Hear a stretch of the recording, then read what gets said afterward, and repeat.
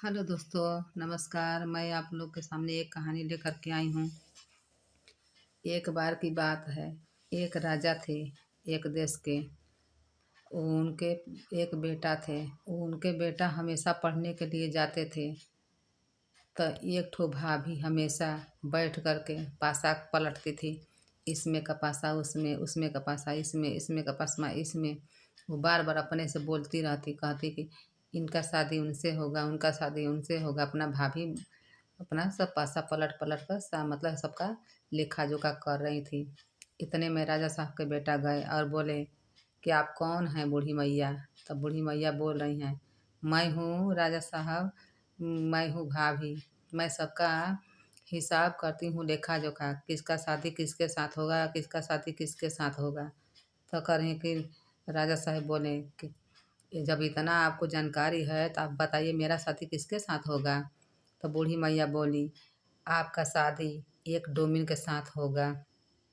तो राजा साहब बोले, ऐसा नहीं हो सकता है, देखिए मैं राजा की बेटी से शादी करके लाऊंगा।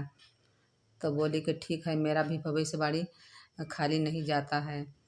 तो राजा साहब इतना बूढ़ी मैया बोल दी। राजा साहब स्कूल से आते वक्त अपने घर आए तो उनका कुछ दिन के बाद शादी उनका कुछ दिन के बाद पता चला इस गांव में उनके साथ बोले तो कि इस गांव में इस लड़की है, डोमिन की बिटिया है, उनसे शादी होगा।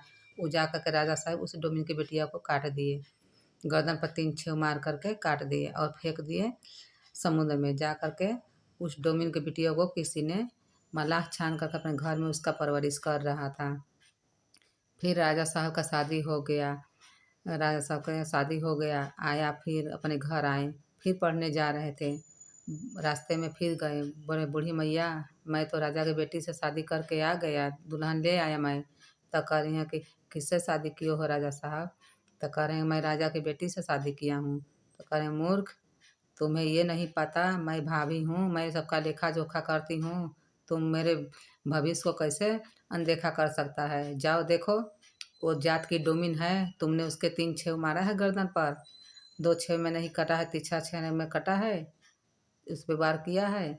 तब राजा साहब पढ़ने नहीं गए। उसी समय उसी रास्ते से तुरंत आ गए घर और आकर के देख रहे हैं जब अपनी दुल्हन का सिर पर घूंघट था, घूंघट हटा करके देख रहे हैं गर्दन पर उसके 3 निशान पड़े हुए थे। फिर गए बूढ़ी मैया के पास, उनके चरणों में गिर करके उनसे माफ़ी मांगे और बोले, माँ मुझे माफ़ कर दीजिएगा, मैं आपको गलत समझता था, क्योंकि आप भविष्यवाणी हैं, आप लेखा जोखा सबका करती हूँ। मुझे मालूम ज्ञात नहीं था कि आप देवी हैं, आप लेखा जोखा करने वाली कर्मदाता माता आप हैं। मुझे क्षमा कर दीजिएगा। आप जो कही हैं वो डोमिन की बेटी ही है, मैं उससे ब्याह करके ले आया हूँ। इसके लिए मैं आपसे क्षमा याचना करता हूँ। अगर वीडियो अच्छा लगे तो दोस्तों लाइक सब्सक्राइब चैनल को कर लीजिएगा और मुझे सपोर्ट करिएगा, ताकि मैं हरदम आप लोगों के लिए नया नया कथा कहानी भजन झूमर बुझवलिया पहेलियाँ सब लेकर के आती हूँ। हर रोज़ रोज़ दर्द भरी कहानी भी लेकर के आती हूँ। नमस्कार।